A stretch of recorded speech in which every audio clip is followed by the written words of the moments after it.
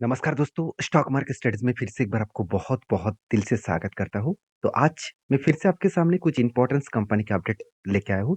तो इस वीडियो को पूरा लास्ट तक देखिए क्योंकि इस वीडियो के अंदर सिर्फ़ कंपनी के डिटेल्स नहीं, उस कंपनी के टेक्निकली चार्ट पैटर्न्स अभी क्या मतलब कौन-सा सिचुएशंस में है, तो वो भी मैं आपके साथ शेयर करूँगा। तो प्लीज़ इस वीडियो को लास्ट तक देखिए। तो चलो सबसे पहले मैं जिस कंपनी के बारे में चर्चा करूँगा, उसका नाम है ओलेट्रा गिनटेक। देखिए, ओलेट्रा गिनटेक आप सभी जानते हैं, इस कंपनी इलेक्ट्रिक बसेस बनाने वाला कंपनी है और इस कंपनी के जो बिज़नेस है, वो लगातार ग्रोथ इसलिए हो रहा है क्योंकि गवर्नमेंट भी इलेक्ट्रिक व्हीकल्स को बहुत ज़्यादा पुश कर रहा है। जितने सारे इलेक्ट्रिक गाड़ियाँ हैं, उसको पुश कर रहा है और बहुत ज़्यादा बसेस का ऑर्डर्स भी देने वाला है। करीबन 10,000 बसेस का ऑर्डर देने वाला है, वो भी इलेक्ट्रिक बसेस का। तो इसके लिए मुझे लग रहा है कि जितने सारे इलेक्ट्रिक बसेस बनाने वाला कंपनी है, उसमें एक पुश मिला है। तो उनमें से एक पॉपुलर कंपनी है ओलेट्टा गिनटेक। देखिए ओलेट्टा गिनटेक का 80% जो रेवेन्यूज़ है, वो एक्चुअली 82% का जो रेवेन्यू है, वो इलेक्ट्रिक बसेस से आ रहा है और बाकी जो 18% रेवेन्यू है, वो इंसुलेटर्स के माध्यम से आ रहा है। अभी कहेंगे सर इंसुलेटर होता क्या है? देखिए इंसुलेटर जो हाई वोल्टेजेस जो वायर कनेक्शन किया जाता है, जैसे आप देखेंगे तो इस तरीके से जो हाई वोल्टेजेस जो वायर कनेक्शन किया जाता है, तो उसको कनेक्ट करने के लिए एक पूल से कनेक्ट करने के लिए उसको इंसुलेटर का ज़रूरत पड़ता है। तो वही वो भी कंपनी बनाता है। तो बेसिकली इंसुलेटर से भी कंपनी का 20% रेवेन्यू जनरेट हो रहा है और उसके साथ-साथ कंपनी इलेक्ट्रिक बसेस के ऊपर है। अभी देखिए मज़ेदार बात ये है कि कंपनी बसेस के साथ-साथ फर्स्ट टाइम कोई एक कंपनी जो फर्स्ट टाइम इलेक्ट्रिक ट्रक्स भी बना चुके हैं और मार्केट में लॉन्च भी कर चुके हैं। तो ये एक हाई ग्रोथेबल कंपनी देखने को मिलेगा क्योंकि लगातार जिस तरीके से ग्रोथ हो रहा है इलेक्ट्रिक बसेस का, इलेक्ट्रिक व्हीकल्स का, तो उस बेसिस में कंपनी लगातार तेज़ी से आगे बढ़ रहा है। अभी देखिए सिचुएशन वाइज़ मैं बात करूँ तो कंपनी में कितना ग्रोथ हुआ, ये बात को पहले समझना पड़ेगा। तो उसके लिए आपको कंपनी का सेल्स और प्रॉफिट को देखना पड़ेगा। देखिए सेल्स का ग्रोथ के बारे में बात करूँ तो कंपनी देखिए करंट ईयर को पकड़ लीजिए 3 साल, 5 साल, 10 साल तक पकड़ लीजिए तो एवरेज जो निकल कर है करीबन 30% के ऊपर। तो 30% के ऊपर कोई कंपनी का सेल्स का ग्रोथ हो रहा है, तो एक बहुत बढ़िया है क्योंकि हमेशा कहा जाता है कि 15 से 20% के ऊपर हो, तो उसका सेल्स में एक अच्छा खासा दम है, उस कंपनी में दम है सेल्स को एक एवरेज लेवल के ऊपर लेके जाने के लिए। तो यहाँ पे भी देखिए प्रॉफिट ग्रोथ तो और भी तगड़ा है। अराउंड 40 टू 50% के ऊपर इसका प्रॉफिट ग्रोथ देखने को मिला। तो एक बिग पॉजिटिव पॉइंट है इस कंपनी में आगे बढ़ने का, क्योंकि कंपनी के जिस तरीके से ग्रोथ हो रहा है, उस तरीके से ग्रोथ अगर होता रहे, तो कंपनी तो एक मल्टीबैगर रिटर्न ऑलमोस्ट दे चुके हैं, तो और भी रिटर्न देने का कैपेबिलिटी रखेंगे। देखिए कंपनी ने क्या किया 2019 में कंपनी ने लॉसेस किया। बहुत सारे लोग सोच रहे होंगे कि 2020 में तो कोविड आया था, 2021 में तो कोविड के सेकंड वेव आया था, तो उस टाइम में लॉस ज़्यादा होंगे। बिल्कुल नहीं, उस टाइम में भी कंपनी प्रॉफिटेबल में था। हाँ, थोड़ा-सा प्रॉफिट कम हुआ था, मगर प्रॉफिट में था। मगर 2020-19 में 16 करोड़ का लॉस किया। अभी 16 करोड़ का लॉस क्यों हुआ? क्योंकि कंपनी का उस टाइम एक्सपेंस ज़्यादा हो गया था। ध्यान दीजिएगा इस चीज़ को, कंपनी के एक्सपेंस जो मटेरियल कॉस्ट है, मटेरियल कॉस्ट 2018 तक ठीक-ठाक था। टू टू 2019 में ही मटेरियल कॉस्ट 75% तक चला गया था और इस कॉस्ट के कारण एक्सपेंस बढ़ गया और एक्सपेंस बढ़ने के कारण कंपनी का प्रॉफिट मार्जिन में इम्पैक्ट आया। तो देखिए सारी चीज़ों को आपको एक-एक करके बारीकी से आपको समझना पड़ेगा। अगर ये सारी चीज़ आप समझ गए, तो आपको कोई नहीं रोक पाएगा क स्टॉक मार्केट से पैसा कमाने के लिए। क्योंकि देखिए मार्केट से हम लोग यही सुन के आए हैं कि बड़े-बड़े लोग पैसा कमा लेते हैं, हम लोग पैसा नहीं कमा पाते। देखिए हम लोग भी पैसा कमा पाएँगे, तो उसके लिए तो आपको बड़े लोगों जैसे सीखना पड़ेगा ना। वो लोग सीख कर कमा रहे हैं, वो लोग सीख कर इन्वेस्ट कर रहे हैं, तो ही उसको पैसा बन रहा है। तो आपको भी सीख कर कमाना पड़ेगा। इस बात में बहुत सारे लोग मुझे कमेंट्स भी करेंगे, "सर उतना टाइम तो नहीं है।" देखिए आप जॉब के लिए, बिज़नेस के लिए टाइम देते हैं, उसमें आपको सैलरी मिलता है और जो आप अगर आपका मतलब बिज़नेस है, तो उसमें आपको रेवेन्यू जनरेट हो रहा है, तो ये भी एक बिज़नेस के तरीके से देखिए। हर दिन अगर 1 घंटा भी इसके ऊपर आप टाइम देंगे तो आपको अच्छा खासा बेनिफिट ज़रूर मिलेगा। मैं दावे के साथ बोल सकता हूँ क्योंकि मैं भी एक पहले एक जॉब कर रहा था। आज मैं जॉब छोड़कर खुद इस मार्केट के ऊपर काम करता हूँ। तो सोचिए यहाँ पे सब कुछ बनेगा, यहाँ पे सब कुछ आपको मिलेगा अगर आप टाइम दे पाए तो। तो देखिए कंपनीज़ के ऊपर मैं एक बात कहूँ तो इन्वेस्टर इन्वेस्टर देखिए कंटिन्यूअसली इसके ऊपर बाय कर रहे हैं। मान लेता हूँ एफएस के पास अच्छा खासा होल्डिंग है मगर डीएस के पास होल्डिंग नहीं है।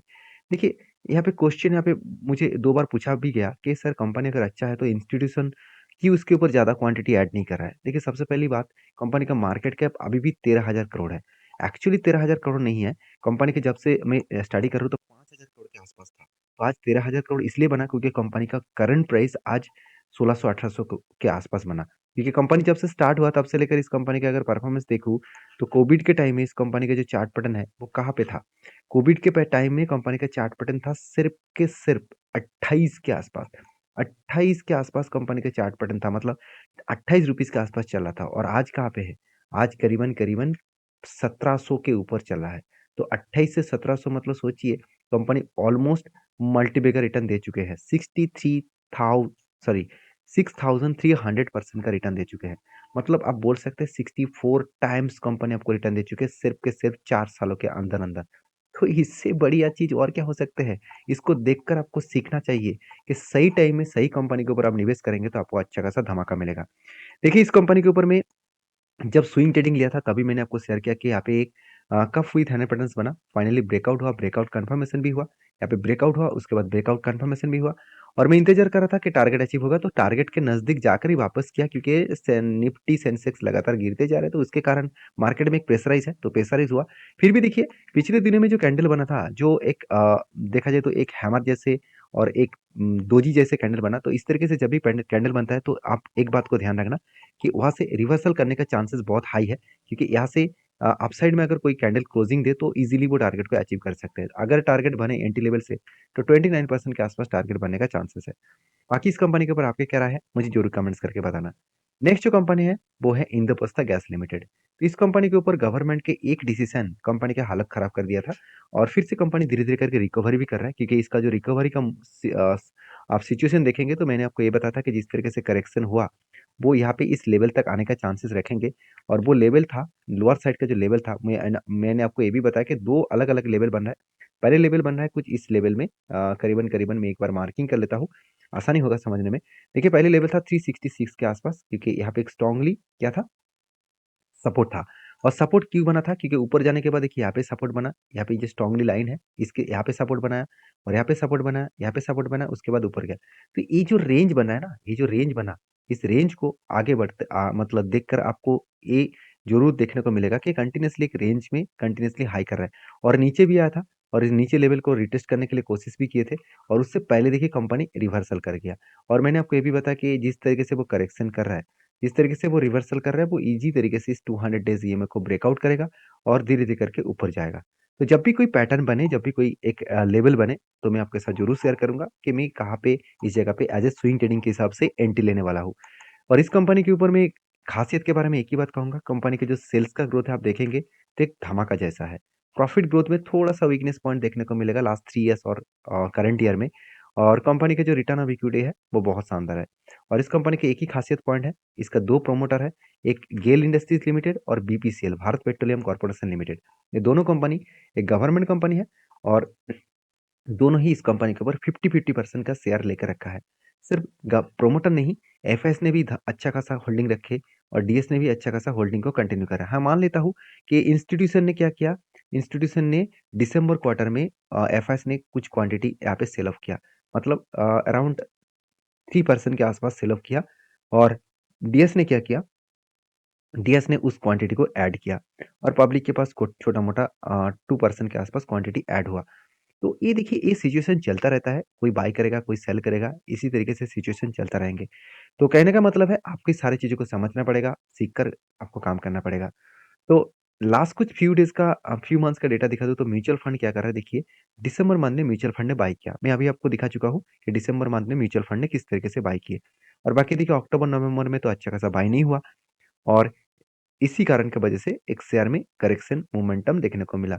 अभी देखिए होगा क्या, यहाँ पे मुझे लग रहा है कि इस तरीके से करेक्शन करेगा और एक पैटर्न क्रिएट करेगा यहाँ पे शोल्डर कम हेड कम शोल्डर पैटर्न अगर क्रिएट हो तो मैं फिर से एक बार एंट्री लेने के लिए तैयार रहूंगा।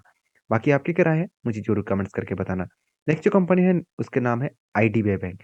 बहुत दिनों के बाद मैं आईडीबीआई बैंक के बारे में चर्चा कर रहा हूँ, क्योंकि मुझे बहुत सारे कमेंट्स भी आ रहा था कि सर एक आईडीबीआई बैंक के ऊपर बातचीत जरूर करिए, क्योंकि इसके ऊपर मैंने जो ट्रेड लिया था वो मैं आपके साथ शेयर किया था। अभी वो उसका सिचुएशन क्या है, अभी कौन सा सिचुएशन में है कंपनी, वो मैं आपको दिखाना चाहूंगा। पहले देखिए इस कंपनी के ऊपर ट्रेड का इस तरीके से बना था, बहुत लंबा एक ट्रेड बना, 2019 से लेकर एक कप बना, और उसके बाद एक हैंडल बना। तो इसको कहा जाता है कफ विथ हैंडल पैटर्न्स। तो कफ विथ हैंडल पैटर्न्स बनने के बाद फाइनली क्या हुआ, फाइनली अब देखेंगे तो यहाँ पे क्या हुआ, एक ब्रेकआउट हुआ। इस ब्रेकआउट के बाद मुझे एक ब्रेकआउट कन्फर्मेशन चाहिए था। कन्फर्मेशन का मतलब है इसके ऊपर कोई भी क्लोजिंग कैंडल चाहिए। देखिए क्लोजिंग तो एक्चुअली यहाँ पे हो गया था, तो इसको अगर मैं छोड़ ही देता हूँ तो यहाँ पे क्लोजिंग हुआ। उसके बाद देखिए बहुत दिनों तक एक ही रेंज के ऊपर ट्रेड कर रहा है। तो अब एक क्वेश्चन आएगा कि सर ये कंपनी ऊपर कब जाएगा? देखिए ऊपर तब जाएँगे जब मार्केट फिर से बुल रन स्टार्ट करेंगे। क्योंकि देखिए एक बैंक सेक्टर है, अगर पूरा का पूरा निफ्टी सेंसेक्स लगातार गिरते चले जा रहा है, तो बैंक भी लगातार गिरते जा रहा है। तो उस टाइम में क्या आईडीएफसी बैंक ऊपर जाएँगे? बिल्कुल नहीं ना, क्योंकि ये भी तो एक बैंक है ना। तो एक सेंटिमेंट जुड़ जाता है किसी भी कंपनीज़ के ऊपर। बाकी अदरवाइज़ देखा जाए तो मतलब अदरवाइज़ देखा जाए तो कंपनी के ऊपर एक अच्छा खासा अप मूवमेंट देखने का चांसेस है। तो मैं एक बड़ा टारगेट लेके चल रहा हूँ। मेरा जो टारगेट है ₹110 के आसपास मेरा टारगेट लेकर मैं चल रहा हूँ और जो 73% के आसपास टारगेट बन सकता है एज़ ए स्विंग ट्रेडिंग के हिसाब से। और मेरे हिसाब से इस स्विंग ट्रेडिंग मैंने क्यों लिया, क्योंकि यहाँ पे एक स्विंग हाई है। इस स्विंग हाई एक्चुअली कंपनी का लाइफ टाइम हाई है। तो उस हाई के नज़दीक वो ज़रूर जाएगा। उससे पहले बहुत बार इसको एक रेजिस्टेंस मिलेगा, क्योंकि इस तरीके से रेजिस्टेंस उसको फेस करके आगे बढ़ना होगा। तो इस सारी चीज़ों को आपको समझ कर काम करना पड़ेगा, क्योंकि बहुत सारे लोग ये भी कहेंगे, "सर यहाँ तक आ गया, उसके बाद इस लेवल जाने के बाद क्रैश क्यों हो गया?" क्योंकि पहले भी यहाँ पे एक स्ट्रांगली रेजिस्टेंस था। इसको कहा जाता है रेजिस्टेंस कम सप्लाई ज़ोन, क्योंकि इसी लेवल से बिग क्रैश हुआ है। तो जब कोई लेवल से बिग क्रैश होता है तो उसको रेजिस्टेंस कम सप्लाई ज़ोन कहा जाता है। तो सप्लाई ज़ोन के पास जाने के बाद रुक सकते हैं, उसको ब्रेक कर सकते हैं और उससे गिर भी सकते हैं, कुछ भी हो सकते हैं। अगर कंपनी के ऊपर भरोसा है, तो कंटिन्यू ज़रूर करिए। तो कंपनीज़ के ऊपर परफ़ॉर्मेंस के बारे में एक ही बात कहूँगा, आईडीएफसी जो बैंक है सॉरी आईडीबीआई जो बैंक है, माफ़ी चाहता हूँ, मैं आईडीएफसी बैंक बता दिया। आईडीबीआई जो बैंक है, तो इस बैंक के ऊपर मैं एक ही बात कहूँगा कि कंपनीज़ के ऊपर जो परफ़ॉर्मेंस देखने को मिला, आप देखेंगे रेवेन्यूज़ में कोई भी कंपनी कमियाँ नहीं छोड़ा। तो कंपनी का जो दिसंबर का रिज़ल्ट आने वाला है, तो उसके लिए मैं इंतज़ार कर रहा हूँ, क्योंकि कंपनीज़ की अभी देखना है मुझे कि कंपनी इस बार भी अच्छा खासा प्रॉफ़िट किस तरीके से मेंटेन करता है। क्योंकि लास्ट कुछ 4 इयर्स में कंपनी लगातार खुद के प्रॉफ़िट को बढ़ाते चले गए। अभी इस क्वार्टर मतलब क्वार्टर 3 में भी अगर प्रॉफ़िट अच्छा मिले, तो एक बड़ा धमाका होने का चांसेस रहेगा। बाकी इस कंपनी के ऊपर आपकी क्या राय है? ज़रूर मुझे कमेंट्स करना। हाँ, आप क्वेश्चन कर सकते हैं कि सर एफएसडीएस के पास होल्डिंग नहीं है, पब्लिक के पास छोटा-मोटा है, बाकी प्रोमोटर क्यों होल्डिंग रखे हैं? क्योंकि इसका प्रोमोटर कौन है? इसका प्रोमोटर गवर्नमेंट है। एक पीएसयू कंपनी है, क्योंकि इस कंपनी के देखिए इंश्योरेंस लाइफ इंश्योरेंस कॉर्पोरेशन के पास 49% और प्रेसिडेंट ऑफ इंडिया के पास 45% का होल्डिंग है। तो गवर्नमेंट ही पूरा का पूरा माल उठा के रखे है। आज नहीं तो कल उसको होल्डिंग को बेचना पड़ेगा। तो होल्डिंग जब बेचेंगे, तो इस कंपनी का एक अच्छा खासा जर्नी देखने को मिल सकता है। तो नेक्स्ट जो कंपनी है उसके बारे में चर्चा करूँगा, उसका नाम है एसबीसी एक्सपोर्ट लिमिटेड। देखिए एक एसबीसी एक्सपोर्ट लिमिटेड जो देखा जाए तो एक टेक्सटाइल इंडस्ट्रीज़ से बिलॉन्ग करने वाला कंपनी है। और इस कंपनी बहुत छोटा है अराउंड 65 सॉरी 758 करोड़ के आसपास। एक छोटा कंपनी के ऊपर दाँव लगाना बहुत आसान नहीं होगा। फिर भी इस कंपनी के 2 पॉइंट्स मुझे अच्छा लगा, क्योंकि कंपनी का जो डेप्थ है इस बार कम किया और कंपनी के बिज़नेस के ऊपर अच्छा खासा मार्जिन इम्प्रूवमेंट देखने को मिला। तो शायद कंपनी ने इस कारण के वजह से ही कंपनी के ऊपर एक धमाका परफ़ॉर्मेंस भी दिखाया। कंपनी सिर्फ़ के सिर्फ़ ₹15 में चल रहा था 1 साल पहले और 1 साल के बाद जो प्राइस है वो ₹30 तक चला गया, मतलब पैसा डबल कर दिया, 2x कर दिया। शायद इसीलिए मुझे लग रहा है कि कंपनी के अनाउंसमेंट एक बहुत बढ़िया से किया गया, वो है बोनस का। कंपनी 19 तारीख को मतलब आज के दिन कंपनी हर 2 के बदले 1 शेयर आपको बोनस के हिसाब से देने वाले थे। तो फाइनली कितने व्यक्ति को बोनस मिला, मुझे ज़रूर कमेंट्स करके बताना। वीडियो अगर अच्छा लगे तो प्लीज़ लाइक करना, दोस्तों के साथ भी शेयर करना, चैनल को भी सब्सक्राइब करना और इसी तरीके से क्वालिटी कंटेंट पाने के लिए चैनल के ऊपर बने रहना। और हाँ, जाते-जाते मैं एक बात रिक्वेस्ट करूँगा, मेरे वीडियो में कोई भी बाय एंड सेल का रिकमेंडेशन नहीं है। मैं कोई सेबी रजिस्टर्ड पर्सन नहीं हूँ कि मैं आपको बाय सेल का रिकमेंडेशन करूँ। काम करना है तो आपके जो एडवाइज़र है उसके साथ बातचीत करके काम करिए। मेरी तरफ से सारी चीज़ों को सीखिए, सीख कर इम्प्लीमेंट करिए करके ही काम करना। मिलते हैं नेक्स्ट वीडियो में, तब तक के लिए धन्यवाद।